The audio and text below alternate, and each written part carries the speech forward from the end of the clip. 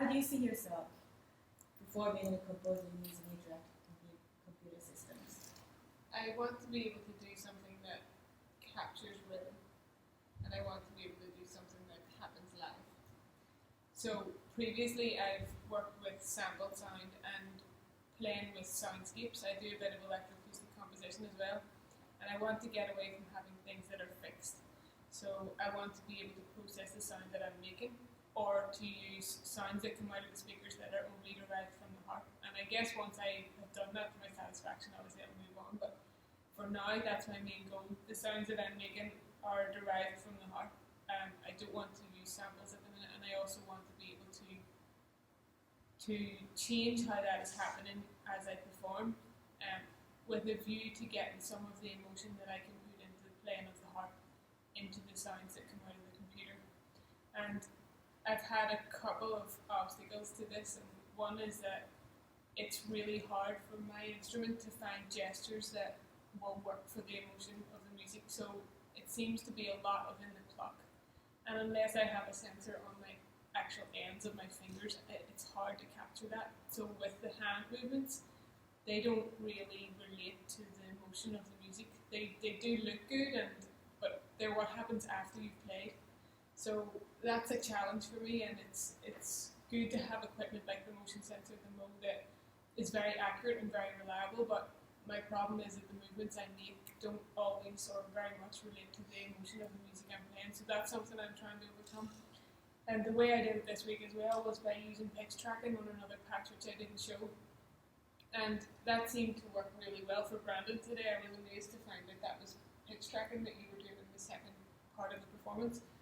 But the harp is such a resonant instrument that the pitch tracker is very, very good, the one that Mary and others have developed. But with the harp, it tracks pitch, and you play the string and it gets the pitch right on the attack of the note. But as the resonance carries on and other harshes in the harp and in different strings become louder, the pitch track gets confused. And so you hear a sound triggered by this pitch tracker, and then halfway through, the pitch tracker decides, well, actually the top notes have died away, and now I'm hearing an octave below, so it changes.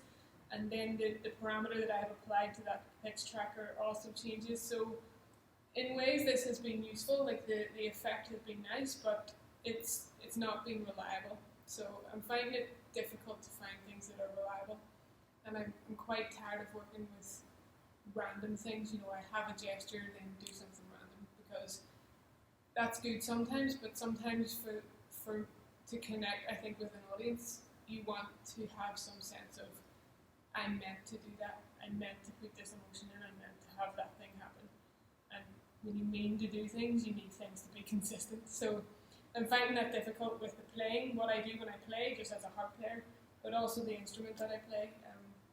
So yeah, these are challenges that I'm not sure if that answers the question. But No, that's good. Yeah. How about Ben? Well, when I got into this, I was thinking about what it could do for me musically, and I think that it's a good skill and a good thing to be doing because it furthers an interesting art form.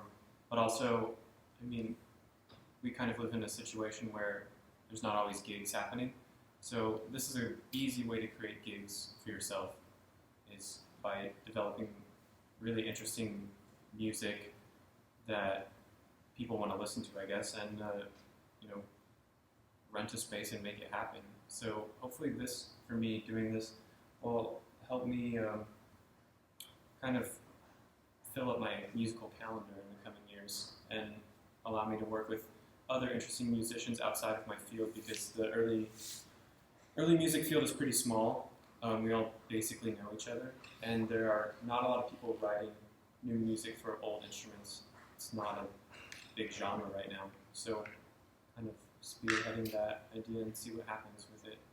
And it would be, my end goal would be able to play Baroque music and Baroque new music on the same concert, like juxtapose those things together and show how, like, my demonstration didn't really show the structure of my piece, but it actually flows in the way of an opening French prelude of an orchestral suite, for example, and maybe actually play it or orchestral suite, and then play electronic music that mimics those movements as well, but in a more new age way.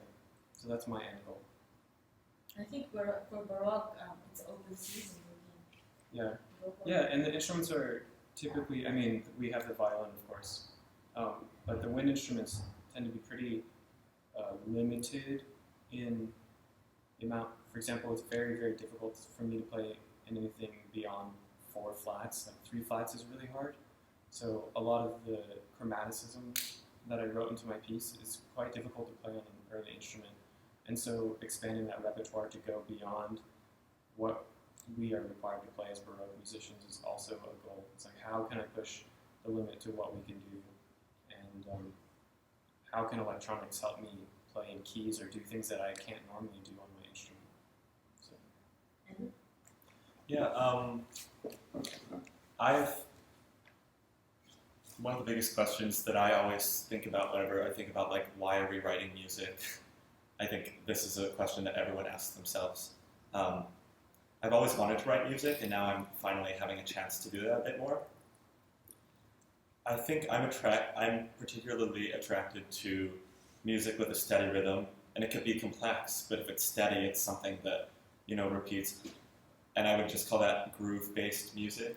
I have 2 reasons that I'm really into that. One is that I have a very strong kinesthetic response to music that is dance-oriented. I cannot even stop myself from moving sometimes. And that it could be like Renaissance dances, like Brendan, was playing at the Salon concert. But I think that somewhere in the 20th century, we developed the notion that in order for music to be valuable, it should always be cerebral, and it should deny your body all of the other sensory experiences that vibrations and music can give you.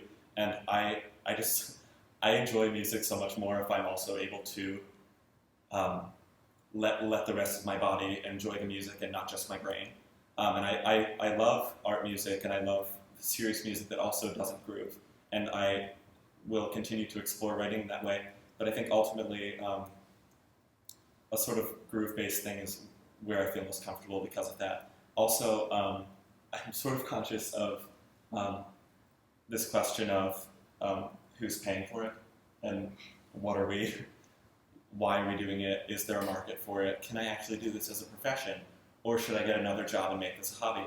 And one of the big things that I think about this is that by also writing in an idiom that is pop, but pushing that in the most avant-garde and the most experimental way, is that it opens it up to a group of people who may have not been educated in a tradition that can bring them pleasure without that classical background. So there's that. So I guess ultimately, I really want to get into integrating Max with Ableton, with Max for Live, which I'm sure you all know about. Sort of freeing Ableton, the platform for me, to be able to integrate a lot of live stuff and performance and make electronics more organic. It's this idea of like what if there was a forest that was surging with electricity? Like, what would electricity be like? What would electronics be like if they were run by biological processes? So this is this sort of new door for me, as this interaction and making electronics about being alive instead of making being alive something that is sort of related to electronics or imposing electronics onto something that is organic. So I guess end goal for me would be writing my own music, doing sort of big visual theatrical shows where I can use this sort of motion sensor stuff and write my own music and have it be accessible to a wide range of people. Great. Well, I've always found technology really fascinating. Being trained heavily classical, I love the music, and I love what Mari does because she expands the violin, even with her subharmonics or interactions.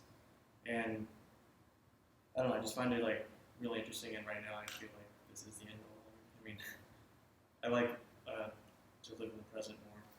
Just take it as technology advances and see what I can do to help musicality come through better in whatever piece I play. More composing with your own stuff. Yeah, maybe. See Opus 2.